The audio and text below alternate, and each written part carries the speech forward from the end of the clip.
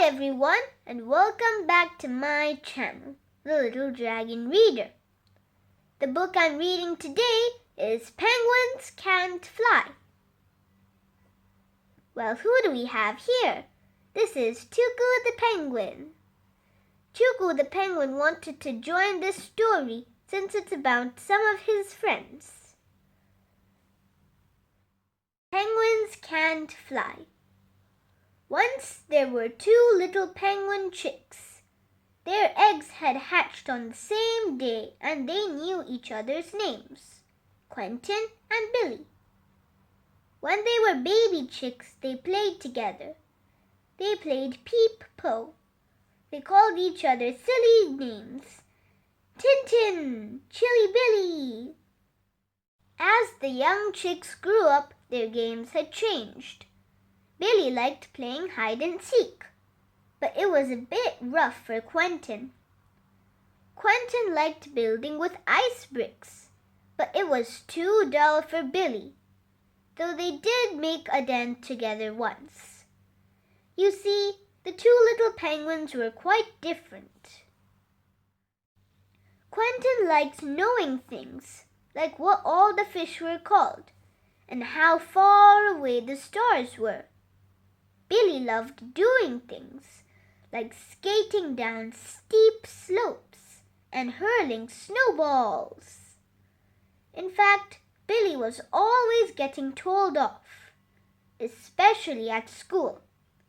You see, Billy just couldn't sit still. He tried to be good, but he always ended up being told off. "Sit still, Billy," his teacher was forever saying. "How are you going to look after an egg when you're older if you can't learn to sit still?" One particular morning, Billy fidgeted so much that his teacher told him off again. At lunchtime, Quentin couldn't find Billy, so he ate his lunch alone. He was gazing at the clouds when some gulls flew past. "Hello," squawked one gull. "What are you looking at?" "I'm looking at the clouds," replied Quentin. "I think we're in for a snowstorm." "A snowstorm?" squawked the gull. "Yes," said Quentin. "It's not good weather for birds." "How would you know?" said the other gull. "You're not a proper bird." "I'm a proper bird," said Quentin. "I have feathers and a beak, and I hatched from an egg." "Ah," squawked the gull.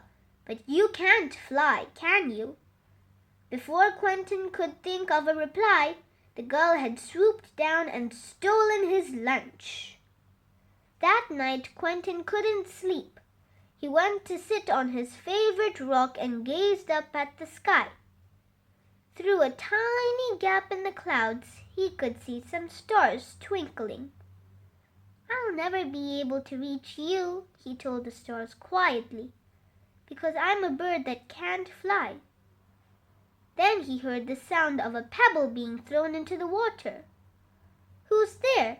asked Quentin. "It's me, Billy," Billy replied. "Oh, couldn't you sleep either?" asked Quentin.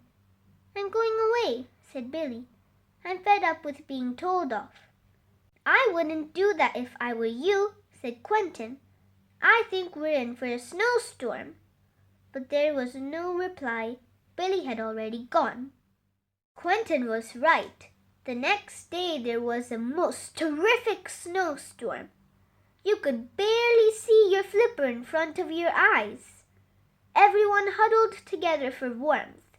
All day the wind howled and the snow fell. That evening Quentin heard a voice calling, "Billy! Billy!" It was Billy's mum. "Have you seen Billy?"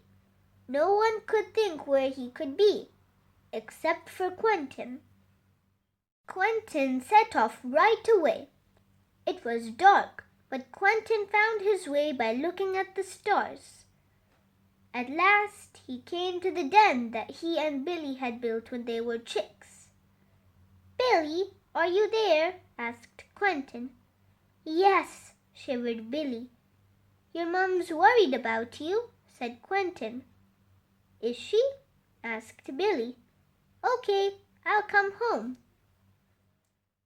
The two friends walked home together. "You were right about the snowstorm," said Billy. And Quentin told Billy about the gulls. "Of course we're proper birds," said Billy. "We just swim instead of flying." "I'm not sure I'll be able to swim," said Quentin. "Wait until we start swimming lessons," said Billy. "It's going to be great." And Quentin didn't have to wait very long.